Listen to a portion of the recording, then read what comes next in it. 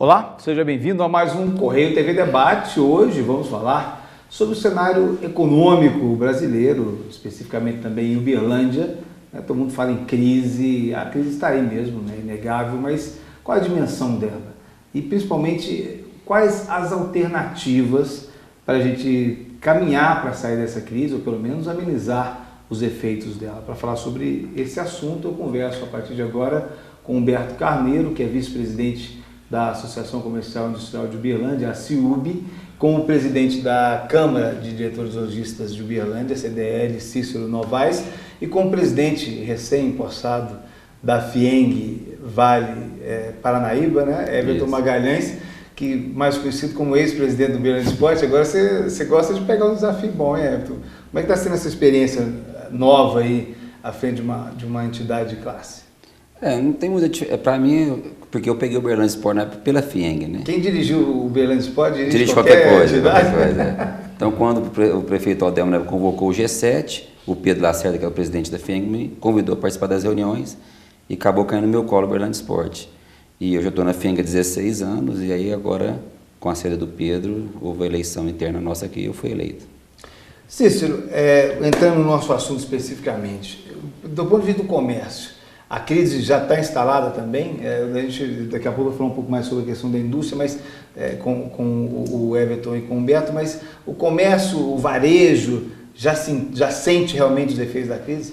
Já. O varejo ele teve uma queda expressiva aí nos últimos tempos, em termos de clientes. Os clientes passaram a comprar menos em função da dificuldade deles com enfrentar esse momento Brasil, que é a possibilidade de falta de emprego, as empresas enxugando, possibilidade de aumento de impostos sobre os empresários.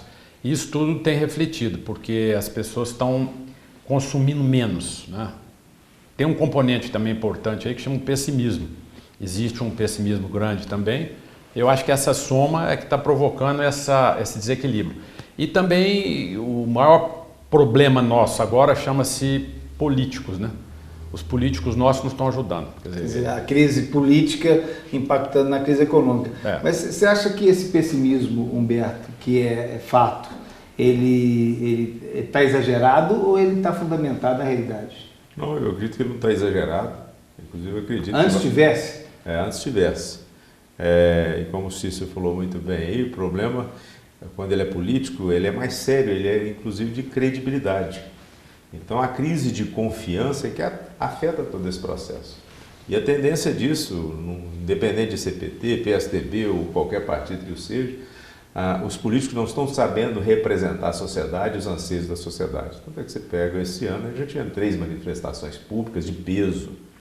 Então, a tendência desse processo como um todo, até que você mude esse processo cultural aí, provavelmente, no nosso conceito, isso deve piorar mais um pouco ainda, mas quando sair, a gente tem chance de sair com muito otimismo. Você acha que, quer dizer, sair não vão sair, mais cedo ou mais tarde, porque a vida é assim, a vida da humanidade é feita de crises, isso é um processo cíclico e muitas vezes sai-se melhor. Você tem expectativa que quando a gente sair lá na frente, a gente pode voltar a ter um período de crescimento novamente? Com certeza e muito grande. Você imagina o seguinte, nós temos um país com 200 milhões de habitantes aí, então tem um consumo muito grande, uma necessidade de consumo. E uma outra grande vantagem, nós temos tudo para ser feito.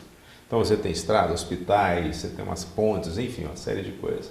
O que precisa fazer é diminuir o tamanho do Estado, o tamanho do governo, vamos dizer assim, para você aumentar a democracia.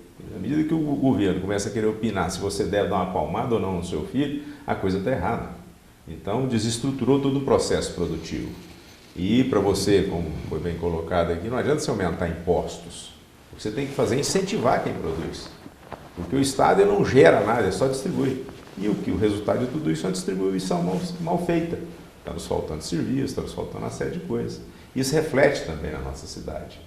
Então, o que precisa ter, eu acho que o que nós estamos fazendo hoje é chamando esses políticos à responsabilidade para a gente voltar a produzir, voltar a incentivar. E como você bem falou, esse processo é passageiro. O país fica, as necessidades ficam, os políticos vão. E você acha que, então você está sinalizando com uma saída que é diminuir o Estado participar, prometer menos, vamos ser diretos? Você peça a entender, é muito simples, é um choque de gestão. À medida que você dá oportunidade, respeita o contrato, o mundo inteiro quer investir aqui. Então tem que diminuir o tamanho do Estado. Você na sua empresa, você negocia com empresas de outros países.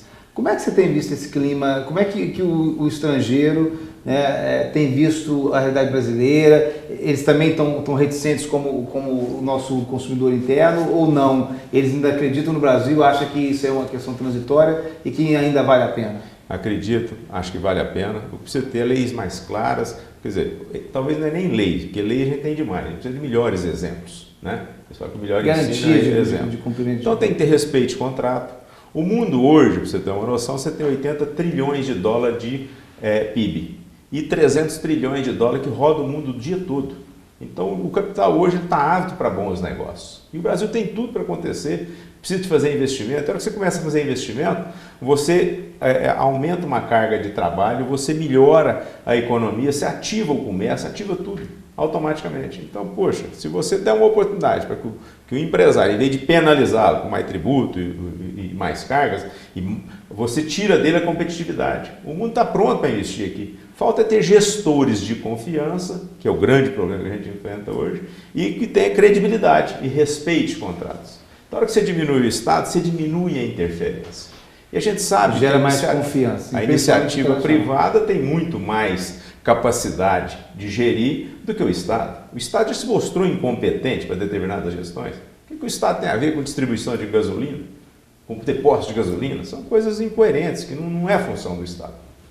Do ponto de vista da indústria, Everton, você diria que a indústria já tem reclamado, mesmo no período de crescimento no Brasil, nos últimos, de 2003 até 2012, pelo menos, alguma coisa em torno aí de quase 10 anos, mesmo assim a indústria, tirando a indústria, a agroindústria, mas os outros setores da indústria, sempre reclamavam que abertura para o mercado externo punia muito a indústria brasileira. E o governo, por mais que está nessa dificuldade, questão econômica e política, tem sinalizado com a possibilidade de melhoria nesse sentido. Qual que é a avaliação que a FIENG tem feito com relação ao cenário, principalmente futuro? São várias linhas, né? Tem empresas que cresceram muito durante esses anos e umas foram perdendo com o tempo. O grande problema que a gente vê hoje é o investimento. Quando você vê crise, tem que ter investimento. E o Brasil, uma das crises maiores que tem, além da crise política, vem a econômica, que foi enxugar o mercado financeiro. Então, as pequenas e médias empresas não conseguem capital hoje no mercado nosso. Então, além do governo ter a crise já vem, se gastou muito dinheiro, vamos falar com Copa do Mundo, com aquelas coisas, o BNDES hoje só empresta para quem ele quer, ele só abre verbo para quem ele quer, ou também para quem tem indicação do governo, foi o que o Humberto falou, muita influência do governo quanto a isso. Então, as pequenas empresas não conseguem captar o recurso. Então, numa crise, o que você tem? Se eu produzo, igual o meu caso, Shark, é lógico que o meu produto é carne. A carne está um pouco à parte, por quê? Porque além da crise política que vivemos hoje, a crise econômica do país, existe a própria crise da carne, de questão de matéria-prima. Então vamos deixar para lá. Mas nos outros segmentos você vai pegar e investir. O sumo está muito alto. Muito alto, mas você vai investir, você tem que captar. Então você tem uma empresa bem estruturada, você tem um mercado, então você abastece, só dar exemplo, você abastece o Nordeste. Está ruim, caiu lá 20%, 30% da sua venda, você vai abrir, mas vou para o Norte, vou para o Centro-Oeste, vou para a região Sudeste, vou para o Sul, ou vou para a exportação. Então, sempre hoje. Agora, o grande problema da indústria, que nos últimos anos, você vê em 2013, o Brasil deu 2% positivo de PIB. 2014 zerou. 2015 vai dar menos 2%. A China estava com 16%, a previsão de 2015 agora é para 7%. Estados Unidos era 6%, caiu para 4%, talvez vai ter 3% de PIB positivo esse ano. Agora, por exemplo, a questão do dólar, não melhora a competitividade da indústria, principalmente para quem exporta? Pois é, mas exporta, você fala, o dólar valorizou, hoje está 3,50, é bom, não é? Mas eles estão comprando, eles não estão comprando. A China é o maior importador de minério, de soja do nosso país. E agora com essa crise na China, quantos milhões de toneladas de soja, de minério vão deixar de importar? Então é que não depende só da moeda, depende do mercado lá fora também. E realmente o mercado, a crise está um tanto quanto a nível mundial. Então tem crise na Ásia, tem na Europa, tem nos Estados Unidos, na América Central. Então o pessoal está deixando de comprar muito. Então você vê exemplos aqui, a própria Em Ipatinga, a Uzi Minas fechou um forno, então não está produzindo, mandaram 1.500 pessoas embora.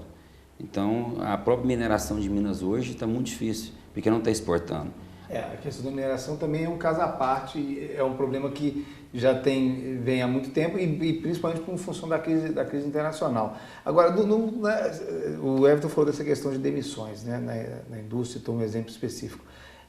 Você começou a sua fala falando que já tem tido também demissões no setor, no comércio.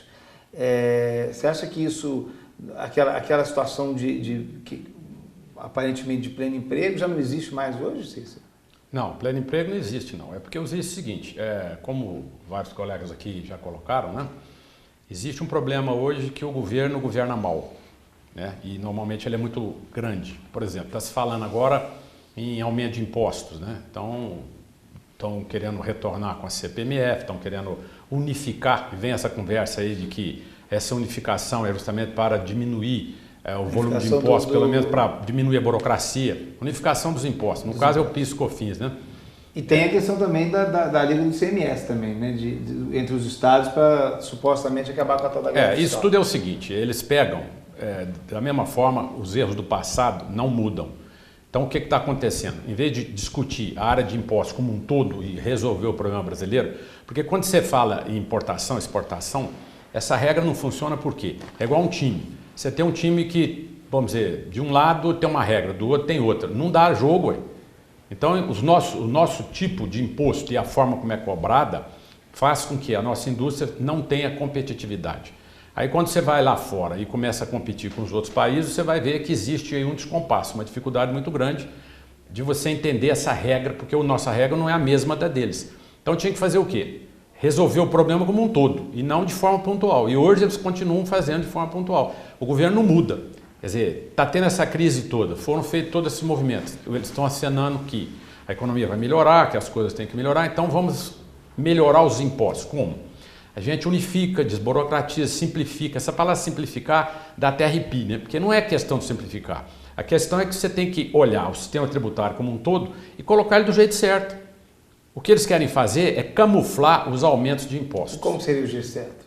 O jeito certo é o seguinte, se no exterior, por exemplo, você tem impostos definidos, vamos supor, Estados Unidos, você tem o IVA, Imposto Direto sobre Consumo, né? Você comprou, aparece na nota a quantidade de impostos que você tem que pagar, aparece você o valor paga do produto e o valor do imposto. Então esse é um tipo de imposto, ou seja, ele é claro, transparente, na hora, etc. Aqui no Brasil, você tem montes de impostos camuflados. Então no final, o investidor, ou seja, quem for, o industrial, né, que vai produzir para exportar, ou seja, o que for, ele não tem a capacidade de competitividade.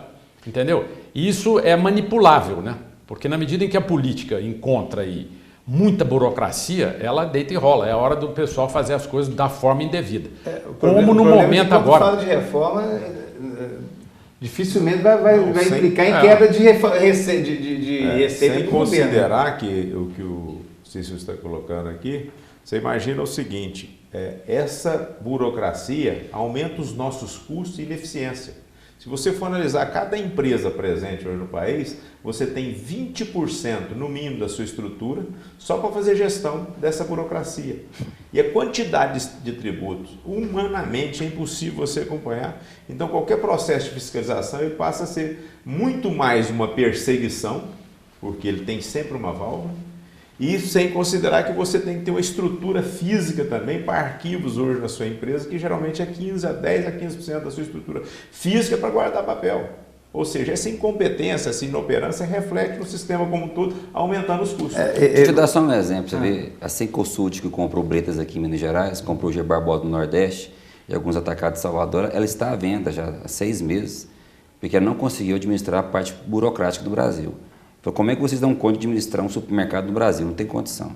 Eles não deram conta, porque vem a mercadoria do estado de São Paulo, o imposto é vem do Mato Grosso, eles não, aí chega aqui, muda tudo, tem antecipação, eles não deram conta. É difícil até de formar preço. Não tem como, então estão perdidos, estão indo embora, está à venda. E agora vem a crise. Então, realmente, a burocracia nossa é muito... Mas entenda bem, eu vou bem franco, até o nosso presidente pede para que a gente não possa estar interferindo, mas a política no Brasil é como se fosse a nossa casa. Se você ganhar 10 mil de salário, você vai gastar 12, você vai estar 2 mil furado por mês. Não, eu vi vai dado. chegar no final do ano 24 mil. Então, eles querem aumentar tributo por quê? Porque eles só querem arrecadar para fazer. E a burocracia, porque eles não querem fazer do nosso país um país tranquilo, livre e solto. Por quê? Porque é política. Não, na verdade, assim, eu vou até deixar eu tenho que chamar um intervalo, mas tem duas.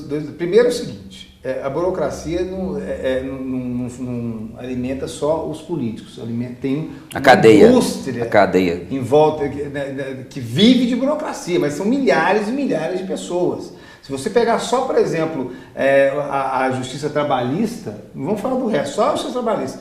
Você começa a observar a indústria que vive ali, e não é o setor público, o setor privado também, boa parte do setor privado, ali se alimenta essa burocracia. E aí eu estava vendo um dado que, vou terminar esse bloco para chamar o seguinte, com esse dado que 75% da receita do governo federal, que tem o maior bolo da receita, 75% do governo federal gasta ou com salários, ou com funcionários da ativa ou aposentados, ou seja, aí eu vou deixar a pergunta para o segundo bloco, como é que você administra uma empresa que 75% que você tem de receita, você gasta com folha de pagamento?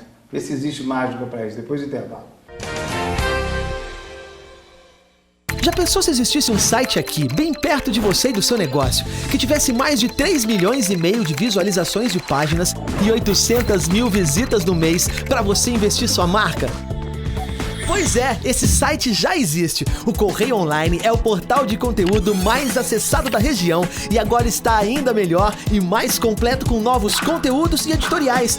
Além disso, no novo Correio Online, seu anúncio tem resultado comprovado e a garantia da visibilidade da sua marca por um público inteligente. Agora, é possível mensurar os resultados da audiência do seu anúncio através do Ad Server. Desenvolver links patrocinados com imagens, criar banners relacionados a conteúdos específicos e muito mais. Não perca tempo, invista a sua marca no maior site de conteúdo da região. Invista no novo Correio Online. Acesse correiodeuberlândia.com.br, confira as novidades e anuncie.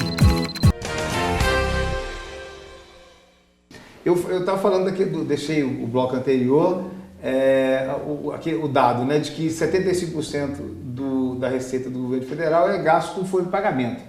Dá para administrar uma empresa nessas condições? Quanto é que você gasta? Você sabe exatamente quanto você gasta com folha de pagamento? Sei. O que é importante depende da estrutura que você está montando, o setor. Depende, né, do tipo de negócio. O seu negócio demanda muita gente. Porque eu trabalho, no caso, com serviço.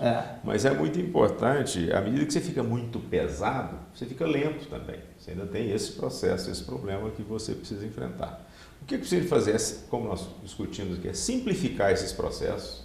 Tem tecnologia para isso e acredito que a pressão tecnológica, a pressão de competitividade vai acelerar esse processo. Não tem outra saída. Ou você é competitivo ou você está fora do mercado. O que é o grande problema hoje, a nível inclusive até gestão do Estado? O seu concorrente já não é mais o seu vizinho, ele está lá do outro lado do mundo. Nós estamos conversando aqui, está nascendo novas competitividades, novas competências. Agora não adianta nós ficarmos só discutindo no âmbito das ideias. Nós temos que ser práticos. E nós, como entidades de Uberlândia, o G7 aqui, nós tomamos uma iniciativa de começar a movimentar alguma coisa para ajudar a melhorar isso. Porque o que acontece? Você quer consertar o mundo, começa a varrer na porta da sua casa. Então nós criamos em conjunto aqui, estamos criando uma ONG, que é um observatório nacional, que já existe em Curitiba e tem tido resultados fantásticos. Essa ONG hoje, para vocês terem uma ideia, ela reúne aposentados não ligados a partidos. Esses aposentados continuam tendo o seu CRM, são engenheiros, advogados, médicos, e tem o apoio também de Ministério Público, Polícia Federal, Receita Federal. O que é interessante desse projeto como um todo? O Ministério Público hoje recebe uma denúncia, por exemplo, lá em Araguari o asfalto está afundando. Esse Ministério Público, para pedir uma vistoria em Brasília, se eles tiverem interesse, demora um ano para mandar um técnico. Ele pode acionar essa ONG, nós podemos mandar um técnico nosso lá, e a primeira coisa que ele pede, cadê o edital? Um asfalto de 8 centímetros, chega lá, o asfalto está 4, tira foto, monta um laudo e entrega para o promotor público. Nós podemos entrar numa instituição, a prefeitura está fazendo uma licitação aqui de canetas, acho que é melhor falar caneta que falar frango. Uma caneta, preço mínimo R$3. Poxa, ali no armazém do seu Zé é R$1, por que está vendendo por R$3? Quer dizer, essa ONG vai atuar como fiscalizadora, então? Não só como fiscalizador, acho que ajudar e para ajudar também, quando você vai investigar, vai fazer um laudo, é uma fiscalização. É uma fiscalização. E da nossa parte, por exemplo, nós estamos também trazendo um software gratuitamente, que é um app para a cidade toda. Então, o cidadão pode baixar no telefone dele, ele chega ali, está vazando uma água, ele tira uma foto, aquela foto vai para o DEMAI, vai para a ONG e vai para a corregedoria. Ou seja, o sistema tem que ser online. Quando é que isso vai estar funcionando? Nós estamos trabalhando em conjunto, todo o G7 aí, para a gente poder ver se só para estruturar. G7, para você que está assistindo e não conhece, é o grupo dos 7, são 7 entidades, 3 delas representadas aqui, né? FIENG, CDL e a CIUB, mas tem outras, tem Fundação Maçônica, né? O Sindicato Rural, a AB. Acho que o bacana disso é que a Sociedade Médica. E o bacana disso é que a gente percebe o seguinte: nós temos que nos desvestir das nossas vaidades então, e trabalhar em prol da nossa cidade. Você está falando que a sociedade civil precisa de parar de reclamar, só reclamar e começar a agir, é isso? Isso. Esse projeto visa isso. Você acha que não só visa isso, como ele também dá o direito, e ele tem autonomia, porque é uma representação pública. Nós podemos chegar na prefeitura, quantos funcionários tem aqui? Tem 1000, eu estou só vendo 20, cadê o resto? Então essas coisas precisam ser feitas. E a gente estava falando assim, se eu tiver o Estado inchado, é uma coisa. Agora, você ter o Estado inchado de forma política e não técnica, porque o que é o grande problema? Inchou de pessoas que sequer trabalham. Você chegou na autarquia hoje, cadê os funcionários? E sem colocar a qualificação. Então o Brasil precisa fazer uma revisão geral. E eu acredito que isso vai acontecer com essa crise. Porque não adianta você ter 2 leis trabalhistas, um para funcionário público, outro para privada. O cara tem uma estabilidade, o outro nós estamos vivendo um mundo hoje onde você tem competitividade. Ou você é competitivo ou você não sobrevive. Deixa eu pegar o gancho do Humberto, ele fala competitividade. Para você investir, você precisa de quê? De capital. É onde eu falei lá atrás. Estão cortados. Nosso país você não tem capital mais. Linha de crédito, as linhas de crédito estão... Você queria ampliar a sua frota. Todo setor. Indústria para o comércio, não. Todo setor. Para quem quer estudar, né? Para casa, para comprar casa, residência, tudo setor. E outra coisa também que ele forma em relação ao observatório é muito importante. Mas o mais importante, nós temos que passar para o nosso povo também, é o seguinte, é as urnas. Eu acho que nós temos o poder das urnas. É inaceitável você ter um presidente do Senado hoje, que há 6, 8 anos atrás ele foi condenado, provou-se que ele desviou dinheiro no seu estado, ele tinha um açougue lá que era com endereço falso, e hoje é presidente do Senado. Então, nessa parte da política, que a gente não queria tocar tanto nesse assunto, eu como presidente da FIENG, ou como presidente da minha empresa, se eu errar, eu sou condenado. Às vezes eu sou preso por sonegação, e com ele não acontece nada. Então, hoje quem domina o país nosso, além da nossa presidenta, é o presidente do Senado e o presidente da Câmara. E esse cara, você sabe da história dele. Então, se nós não adianta ficar reclamando. E só reclamando também não. Esse é meu ponto de vista pessoal. Mas aí já que você entrou nesse assunto, eu vou provocar aqui. Mas aí também, assim como tem que iniciativas como essa de uma ONG para ajudar nesse processo de fiscalização é útil, não está na hora também de pessoas que não têm esse perfil político que a gente já conhece, começarem a se colocar para a política? Porque se você for ver hoje no cenário, aí o Humberto falou isso no começo do programa, independentemente do partido, é difícil quando você peneira ali sair alguma coisa que dá para confiar.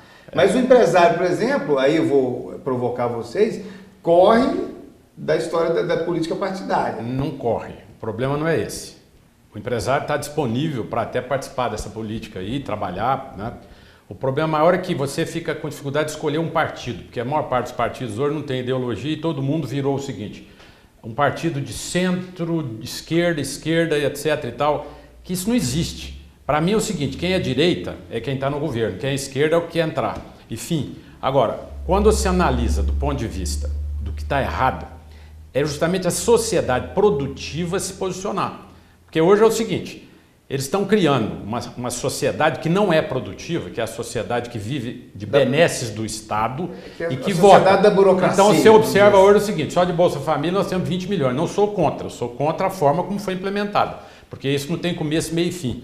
São 20 milhões de famílias, ou 20 milhões de pessoas, né, que praticamente estão dentro dos programas de benesse. E significa o seguinte, que em relação ao pessoal que vota, né, porque não são os 200 milhões de brasileiros que votam, é uma parte disso.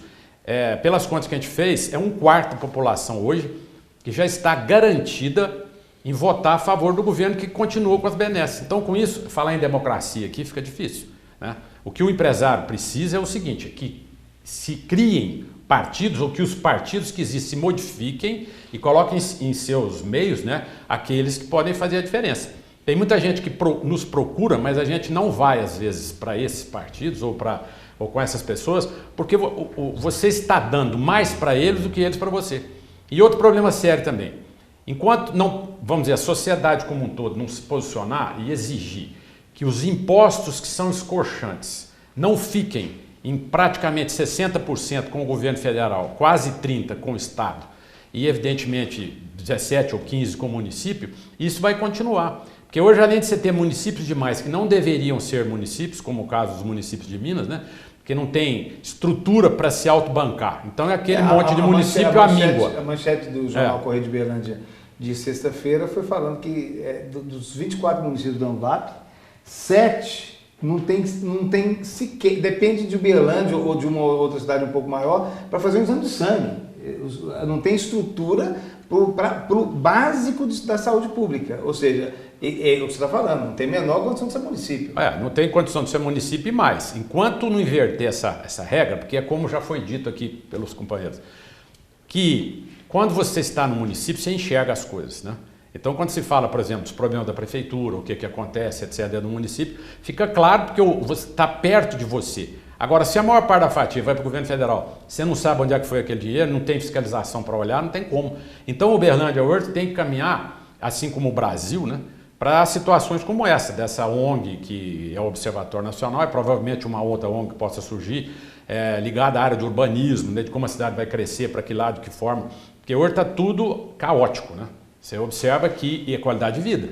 Né? E aí a responsabilidade não é só do poder público também, não, né? Do poder privado também. Tem outro projeto bacana também, sendo feito em Uberlândia, que o Grupo Algar começou, tomou a iniciativa, Uberlândia 2100. Que é pensar a cidade do futuro. Nós estamos fazendo água aqui para 3 milhões de habitantes. Será que nós queremos uma cidade com 3 milhões de habitantes?